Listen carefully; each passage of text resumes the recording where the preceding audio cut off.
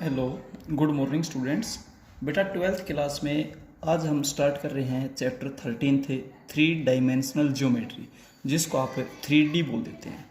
3D में देखिए 3 lines होती हैं बेटा, x axis, y axis, z axis. तीनों जहाँ पर मिलती हैं उसको पॉइंट को आप ओरिजिन बोलते हैं।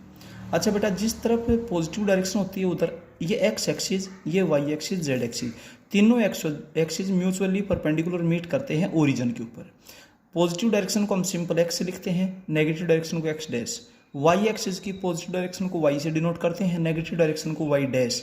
जेड एक्सिस की पॉजिटिव डायरेक्शन को जेड से डिनोट करते हैं और नेगेटिव डायरेक्शन को जेड डैश से रिप्रेजेंट करते हैं। ये 3 लाइंस म्यूचुअली परपेंडिकुलर हैं, इनको आप 3 एक्सिस बोलते हैं, x axis, y axis and z axis. X O x dash, y O y dash and z O z dash are the coordinate axis. ये तीनों एक्सिस हो गए बेटा।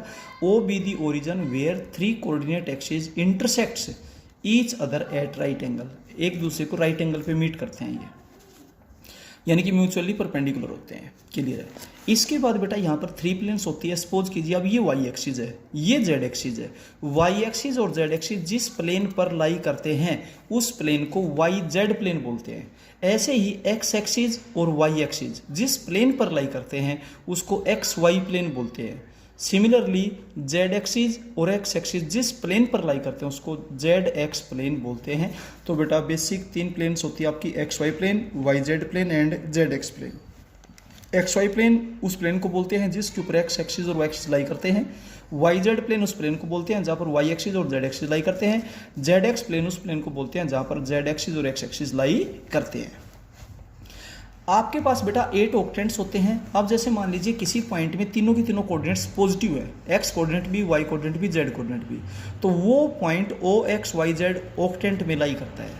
किसी पॉइंट में एक्स कोऑर्डिनेट तो नेगेटिव है, वाई और जेड कोऑर्डिनेट पॉजिटिव है, तो वो O x dash Y Z octant में लाई करता है। तो इनको रटने की बजाय समझने पे ध्यान दीजिए। जो कोऑर्डिनेट नेगेटिव होता है उसको डैश से और जो कोऑर्डिनेट पॉजिटिव होता है उसको सिंपल से डिनोट करते हैं। पहले एक्स कोऑर्डिनेट, फिर वाई कोऑर्डिनेट, फिर जेड कोऑर्डिनेट। पहले तीनों पॉजिटिव, फिर एक नेगेटिव लेंगे, एक्स नेगेटिव ले लिया, वाई नेगेटिव ले लिया, जेड नेगेटिव ले लिया। फिर 2 नेगेटिव होंगे तो एक पॉजिटिव होगा। पॉजिटिव आप जेड को ले लीजिए, फिर आप एक्स को ले लीजिए, फिर आप वाई को ले लीजिए और फिर तीनों के तीनों नेगेटिव ले लीजिए। इस तरीके से बेटा 8 ऑक्टेंट आपके पास बनेंगे। अब देखिए कोई भी पॉइंट जो एक्स एक्सिस पर लाई करेगा उसमें एक्स कोऑर्डिनेट तो पॉजिटिव डायरेक्शन में लोगे तो पॉजिटिव, नेगेटिव में लोगे तो नेगेटिव, बट वाई और जेड कोऑर्डिनेट्स क्या होंगे? 0। सिमिलरली वाई एक्सिस पर जो पॉइंट लाई करेगा उसमें वाई कोऑर्डिनेट तो राइट इधर जाओगे आप positive direction positive, negative direction जाओगे तो नेगेटिव, बट एक्स और जेड कोऑर्डिनेट आपके पास क्या होगा? 0। ऐसे बेटा जेड एक्सिस पर जो पॉइंट लाई करेगा वहां पर एक्स और वाई कोऑर्डिनेट क्या होंगे? 0। जेड कोऑर्डिनेट पॉजिटिव डायरेक्शन में जा रहे हो तो पॉजिटिव और नेगेटिव में जा रहे हैं तो नेगेटिव।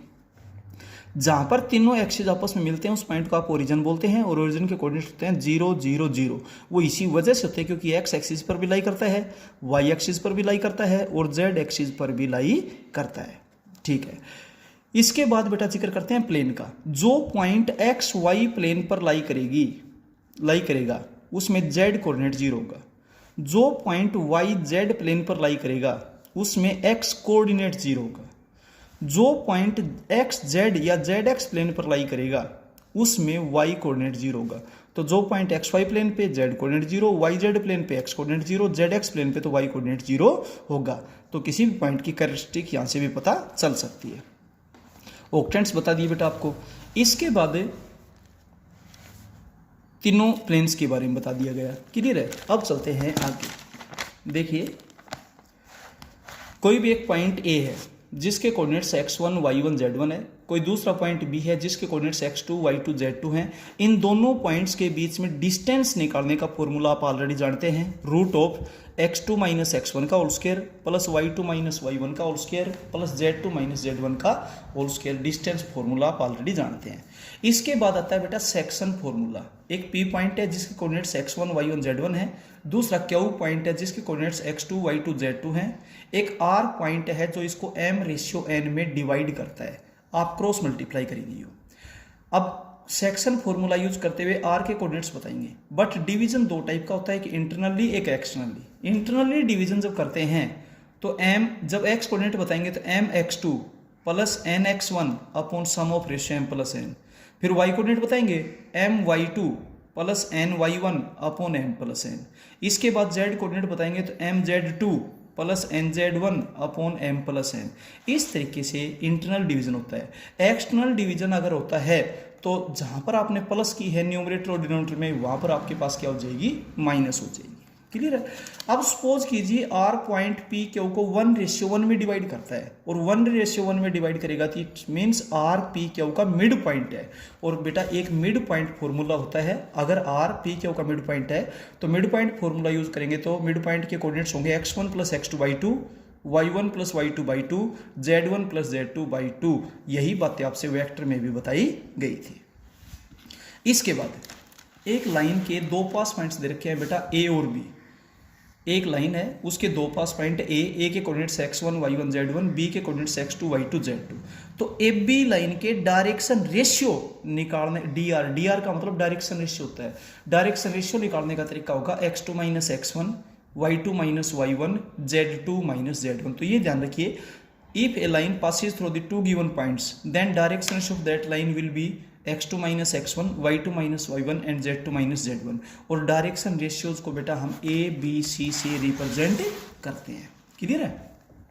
तो जहां पर भी आपके पास बुक में और नोटबुक में dr लिखा मिले it means direction ratios, dc लिखा मिले it means direction cosines. Clear है।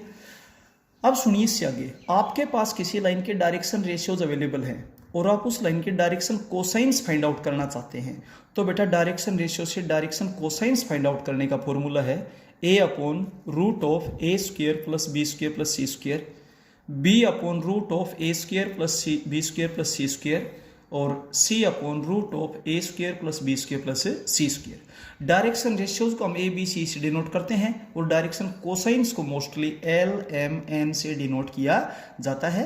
डायरेक्शन कोसाइंस के बारे में एक स्टैंडर्ड प्रॉपर्टी होती है बेटा, l square plus m square plus n square is equals to 1। But direction cosines के बारे में ऐसी कोई प्रॉपर्टी नहीं होती, उनके स्क्वायर का सम 1 हो भी सकता है और नहीं भी। बट अगर एक लाइन के डायरेक्शन कोसाइंस हैं तो उनके स्क्वायर का सम कन्फर्म 1 होगा। क्लियर है। इसके बाद देखिए एक लाइन ओपी है जो x एक्सिस की पॉजिटिव डायरेक्शन में एंगल बनाती है अल्फा, y एक्सिस की पॉजिटिव डायरेक्शन में एंगल बनाती है बीटा और z एक्सिस की पॉजिटिव डायरेक्शन में एंगल बनाती है गामा। इन एंगल्स को डायरेक्शन एंगल्स कहा जाता है। If a line OP makes angle alpha with ox, beta with oy and gamma with oz respectively then these angles are called direction angles of line OP. Clear है। तो इन angles को direction angles कहा जाता है और इन angles की help से हम डायरेक्शन कोसाइन बताएंगे लाइन के। तो डायरेक्शन कोस, तो जब दो पास पॉइंट दिए हैं तो पहले डायरेक्शन रेशियो निकलेंगे, बाद में डायरेक्शन कोसाइन। और जब ये एंगल्स दे रखे हैं तो पहले डायरेक्शन कोसाइंस फाइंड आउट करेंगे, उसके बाद डायरेक्शन रेशियो अगर पूछे गए तो डायरेक्शन कोसाइंस बेटा फाइंड आउट करने का फॉर्मूला होगा l is equals to cos alpha, m is equals to cos beta, n is equals to cos gamma. और डायरेक्शन कोसाइंस के बारे में प्रॉपर्टी आपको मालूम ही है, आप इसको यूं भी कह सकते हो cos square alpha plus cos square beta plus cos square gamma is equals to 1, क्योंकि l की वैल्यू कोस अल्फा है, m की वैल्यू कोस बीटा है और n की वैल्यू कोस गामा है। अब इसके बाद सुनिएगा, जब डायरेक्शन कोसाइंस से और डायरेक्शन रेशियो पूछे जाए आपसे तो डायरेक्शन कोसाइंस का जो रेशियो होता है ना उसी को डायरेक्शन रेशियो कहा जाता है। If L, M, N are the direction cosines of a line OP, then ratio of L, M, N, तो इनका जो रेशियो होता है ना बेटा डायरेक्शन कोसाइंस का, उसी को डायरेक्शन रेशियो बोलते हैं, are called direction ratio of the line OP। Clear है। And these are denoted by A B C, और डायरेक्शन रेशियो हम किससे डिनोट करते हैं, ए बी और सी से। अब चलते हैं इससे आगे। एक्स एक्सिस के डायरेक्शन रेशियोज 1 0 0 होते हैं। अब आपसे कोई यूं पूछे कैसे होते हैं, सुनिएगा। इस डायग्राम में देखिए बेटा, एक्स एक्सिस भी एक लाइन है जो खुद के साथ एंगल बनाती है 0 डिग्री का, वाई एक्सिस के साथ 90 डिग्री का और जेड एक्सिस के साथ भी 90 डिग्री का।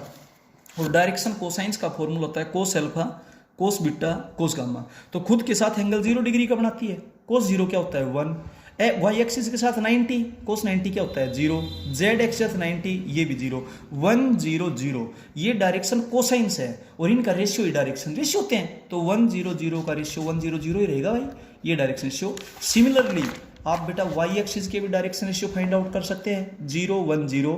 सिमिलरली आप जेड एक्सिस के डायरेक्शन रेशियोज भी फाइंड आउट कर सकते हैं 0 0 1। ये ध्यान भी रखे बेटा, हमेशा आपको पता भी होना चाहिए। अब सुनिए, जब क्वेश्चन में एक ही लाइन हो तो उसके डायरेक्शन रेशियोज को ABC से और डायरेक्शन कोसाइंस को LMN से डिनोट करते हैं। अब एक ही क्वेश्चन में अगर दो दो लाइनें हों तो उनके डायरेक्शन रेशियोज को डिफरेंट बताने के लिए एक लाइन के डायरेक्शन रेशियोज को A1 B1 C1 से और दूसरी लाइन के डायरेक्शन रेशियोज को A2 B2 C2 से डिनोट करते हैं। Are the direction ratio of two lines. अगर लाइनें पैरेलल है तो उनके डायरेक्शन रेशियोज में ये रिलेशन होगा बेटा, A1/A2 is equal to B1/B2 is equal to C1/C2। और अगर ऐसा रिलेशन है तो इट मीन्स लाइनें पैरेलल है। अगर दोनों लाइनें परपेंडिकुलर है तो A1A2 plus B1B2 plus C1C2 zero होगा। और अगर दो लाइन्स के डायरेक्शन रेशियोज में ये रिलेशन है, it means both lines are perpendicular to each other. अब सुनिए, दो लाइन्स के डायरेक्शन रेशियोज तो आपको मालूम है, उनके बीच में एंगल पूछा गया है तो आप कोस ऑफ थीटा, आप उनके बीच में एंगल थीटा मान लीजिए। और कोस ऑफ थीटा का फॉर्मूला होगा A1A2 plus B1B2 plus C1C2 divided by root of A1 square plus B1 square plus C1 square into root of A2 square plus B2 square plus C2 square. Clear है? अब ये तो थे direction ratio से। अब suppose करो इन्हीं दोनों लाइन्स के आपको डायरेक्शन कोसाइंस दे रखे हैं, तो जब क्वेश्चन में एक ही लाइन होती है तो हम उसके डायरेक्शन कोसाइंस को LMN से डिनोट करते हैं। बट जब एक से ज़्यादा लाइन्स होती हैं तो फर्स्ट लाइन के डायरेक्शन कोसाइंस को हम L1 M1 N1 से डिनोट करेंगे, सेकंड लाइन के डायरेक्शन कोसाइंस को L2 M2 N2 से डिनोट करेंगे। अगर ये दोनों लाइनें पैरेलल हैं तो उनके डायरेक्शन कोसाइंस में भी वही रिलेशन होगा जो रेशियोज में था, L1/L2 is equal to M1/M2 is equal to N1/N2। और अगर लाइनें परपेंडिकुलर है तो L1L2 plus M1M2 plus N1N2 is equal to क्या होगा, 0। ठीक है। अब सुनिए, दोनों लाइनों के डायरेक्शन कोसाइंस आपको दे रखे हैं और उनके बीच में एंगल पूछा गया है, तो कोस ऑफ थीटा का फॉर्मूला वैसे तो यहीं लग जाएगा, रेशियो जोड़ाई L1L2 plus M1M2 plus N1N2 divided by root of L1 square plus M1 square plus N1 square into root of L2 square plus M2 square plus N2 square. But ध्यान दें, ये direction cosines है और direction cosines के square का सम क्या होता है, 1। तो ये भी 1 हो जाएगा, ये भी 1 हो जाएगा, 1 इंटू 1 1 हो जाएगा और डिनोमिनेटर में 1 लिखने की कोई ज़रूरत नहीं होती है। तो आप डायरेक्ट कोस थीटा का formula L1L2 plus M1M2 plus N1N2 लगा सकते हैं। तो इस तरीके से बेटा एक लाइन, दो line, direction ratio, direction cosines के बारे में आपको बताया गया। एक लाइन के दो पास पॉइंट है तो आप डायरेक्शन रेशियो बता सकते हैं, डायरेक्शन रेशियोज की हेल्प से डायरेक्शन कोसाइंस बता सकते हैं, डायरेक्शन कोसाइंस की हेल्प से डायरेक्शन रेशियोज बता सकते हैं। दो लाइनें पैरेलल है तो क्या रिलेशन होगा, परपेंडिकुलर है तो क्या रिलेशन होगा। ठीक है, x axis, y axis, z axis के डायरेक्शन रेशियोज और डायरेक्शन कोसाइंस ही आपको बता दिए गए हैं इस तरीके से। क्लियर है? तो ये था बेटा आपका मेन टॉपिक। अब आपके पास 3D के अंदर दो कॉन्सेप्ट होंगे मेन, तो एक तो लाइन और दूसरा होगा बेटा प्लेन।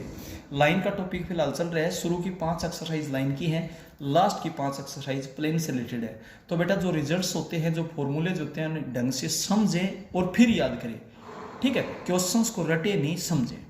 Okay, thank you.